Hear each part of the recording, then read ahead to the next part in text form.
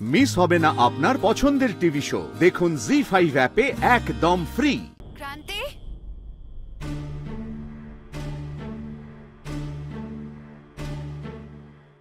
কোথায় গেল? এরকম জ্বর শরীর নিয়ে কোথায় বেরোবে ক্রান্তি? কেউ তুলে নিয়ে যায়নি তো?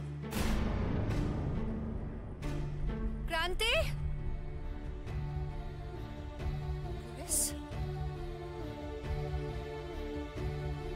এসে যায়নি তো এখানে? যদি আসে ছাড়বো না, বেঁচে ফিরতেই দেব না। যেভাবেই হোক ক্রান্তিকে বাঁচাবো, যেভাবেই হোক। কি হলো ব্যাপারটা? যে আসছিল সে কোথায় চলে গেল?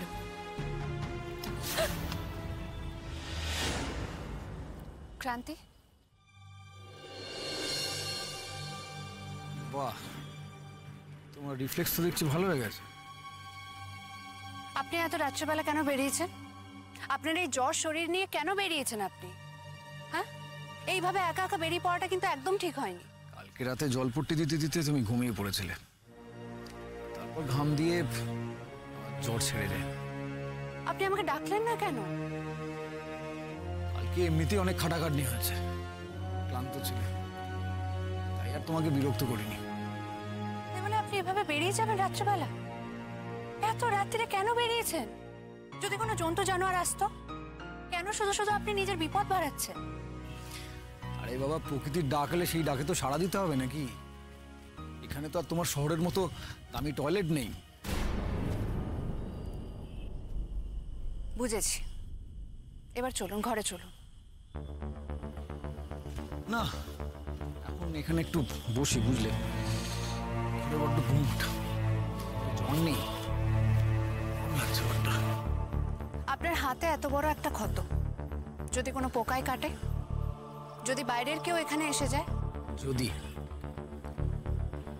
আবার বছর 20 পরে তার সাথে দেখা হয়, যদি পড়েছ জীবনানন্দ দাশ?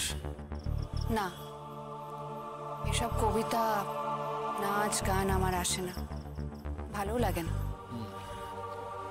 শুধু অন্যের ক্ষতির চিন্তা মাথায় আসতো? হ্যাঁ, তাই আসতো,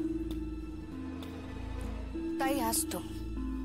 আমি তো আপনাকে বলেইছি আমি খারাপ, আমি ভালো মেয়ে নই, আর ভালো হওয়ার কখনো চেষ্টাও করি। আমার ছোট বোন, সে পড়াশোনায় ভালো, নাচ গান সব কিছুতে পারদর্শী। আর আমার দিদি, সে হলো মহান।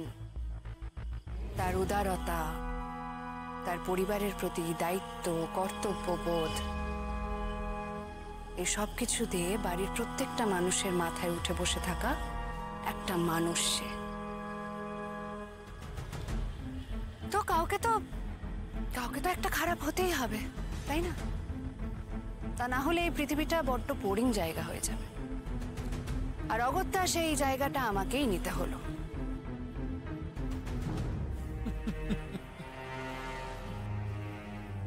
শুতে যাও, এক্ষুনি ভোর হয়ে যাবে। জি5 ডাউনলোড করুন আর সব এপিসোড দেখুন একদম ফ্রি।